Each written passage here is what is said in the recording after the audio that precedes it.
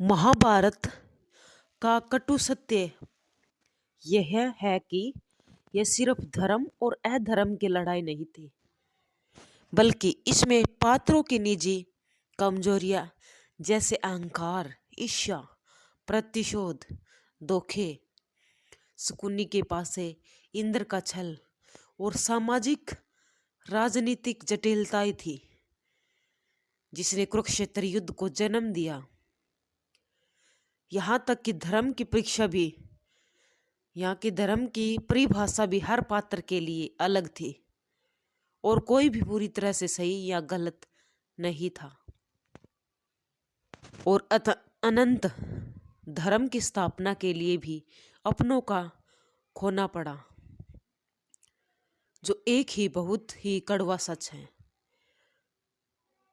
जैसा कि गांधारी को बर्बरिक ने बताया था। महाभारत के कुछ कटु सत्य। अंधे का पुत्र अंधा मजाक, यह एक काल्पनिक घटना है, लेकिन द्रौपदी के अपमान को युद्ध का एक बड़ा कारण माना जाता है, जो दुर्योधन के प्रतिशोध का कारण बना। भले ही ये वह घटना पूरी तरह सच नहीं हो, पात्रों की जटिलता, कोई भी पात्र पूरी तरह से अच्छा या बुरा नहीं था।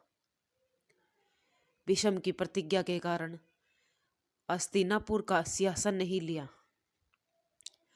कर्ण को अपनी ही पहचान नहीं पता थी और पांडवों ने भी कई बार गलतियां की।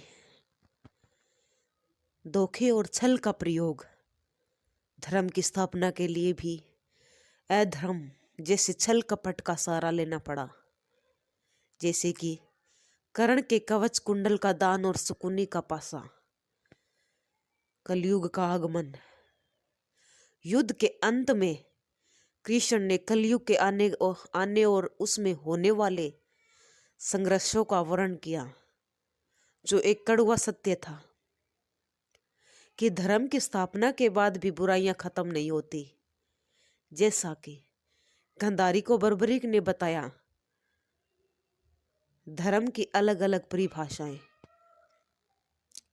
महाभारत में धर्म की कोई एक परिभाषा नहीं है। हर पात्र अपनी परिस्थितियों और कर्तव्य के अनुसार धर्म का पालन करता। जैसे टकराव होते हैं। महाभारत का कटु सत्य यही है कि ये सिर्फ अच्छाइयां बनाम बुराइयां की कहानी नहीं, बल्कि मानवीय संभाव की गहराइयों, नैतिकता, धुंधलेपन और अपरिहार्य त्रसादी की कहानी है, जहाँ धर्म की स्थापना के लिए भारी कीमत चुकानी पड़ी। महाभारत में सत्य की भगवान श्री कृष्ण के अभिन्न मित्र यादव सेनापति और अर्जुन के शिष्य थे, जो पांडवों की ओर से लड़े और कुरुक्षेत्र युद्ध में एक महान योद्धा के रूप में उभरे, जो कृष्ण के प्रति अपनी ही निष्ठा और सिनी के पुत्र होने के कारण सत्याकी कहलाए और अनंत यदुवंश के विनाश के समय मारे गए।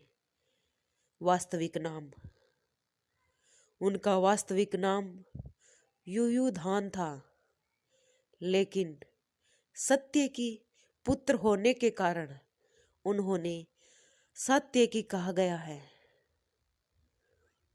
संबंध। वे श्री कृष्ण के बहुत करीबी मित्र और रिश्तेदार थे और अर्जुन के प्रिय शिष्य भी थे, जिनसे उन्होंने धनुर्विद्या सीखी थी। भूमिका। उन्होंने महाभारत युद्ध में पांडवों का साथ दिया, जहां उन्होंने आचार्य द्रोण जैसे महारथियों का सामना किया और युधिष्ठिर की रक्षा की। योद्धा। वे यादव सेना के सेनापति थे और कृष्ण के साथ शांति दूत बनकर हस्तिनापुर गए थे। मृत्यु। वे महाभारत युद्ध के बाद यादवों के आपसी संघर्ष में मारे गए। सत्यकी महाभारत के उन नायकों में से थे जिन्होंने युद्ध में असाधारण वीरता दिखाई और पांडवों के लिए एक मजबूत ढाल बनी, लेकिन इतिहास में उन्हें अक्सर भुला दिया जाता है।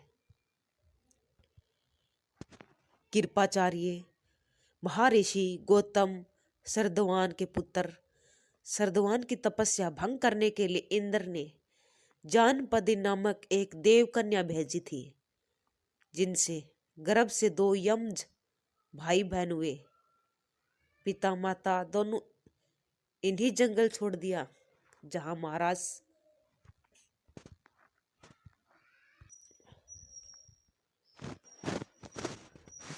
महाराज शांतनु ने इनको देखा, इन पर कृपा करके दोनों को पाला पोसा, जिससे एक नाम कृप तथा कृपी पड़ा। सात्यकी महाभारत के एक महान और वीर योद्धा थे, जो श्री कृष्ण के अभिन्न मित्र और अर्जुन के शिष्य थे। वे यादव कुल से थे, पांडवों की ओर लड़े, अपनी वीरता और निष्ठा जाने जाते थे। महाभारत के बाद बचे हुए कुछ प्रमुख योद्धाओं में से एक, जिनकी मृत्यु अत्यंत यादवों के आपसी संघर्ष में हुई। कृष्ण और अर्जुन से संबंध। वे श्री कृष्ण के संबंधी और प्रिय मित्र थे तथा अर्जुन के गुरु भाई और शिष्य थे, जिन्होंने उनसे धनुर्विद्या सीखी थी। योद्धा और सेनापति। वे यादवों की नारायणी सेना के एक शक्तिशाली सरदार और सेनापति थे, जिन्होंने महाभारत युद्ध में कौरवों के कई प्रमुख योद्धाओं को पराजित किया था। पांडवों के पक्षधर।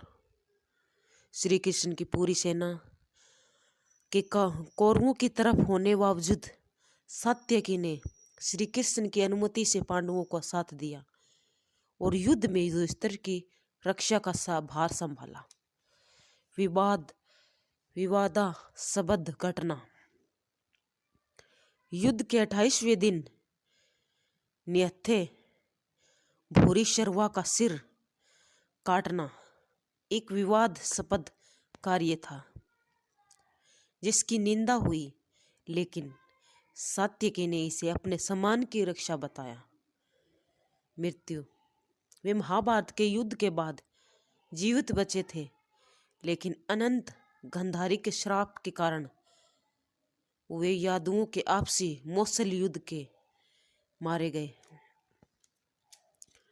सात्यकी महाभारत के एक निष्ठावान वीर और तेजस्वी योद्धा थे, जो श्री कृष्ण और अर्जुन के प्रिय होने के साथ योद्धा में पांडवों के लिए एक ढाल समान थे। अर्जुन की मृत्यु पर गंगा क्यों हंसी? देवी गंगा अर्जुन की मृत्यु पर इसलिए हंसी क्योंकि अर्जुन ने उनके पुत्र भीष्म का छल से वध किया था, और गंगा ने अपने पुत्र की मृत्यु का प्रतिशोध अर्जुन के पुत्र वृषभानु वाहन से उसके वध के रूप में लिया था, जो कामाख्या देवी के दिव्य बाण से हुआ था। इसीलिए उन्होंने अपने पुत्र के प्रतिशोध पर प्रसन्नता हुई और अर्जुन की मृत्यु पर हंसने लगे, क्योंकि यह उनके पुत्र की मृत्यु का बदला था।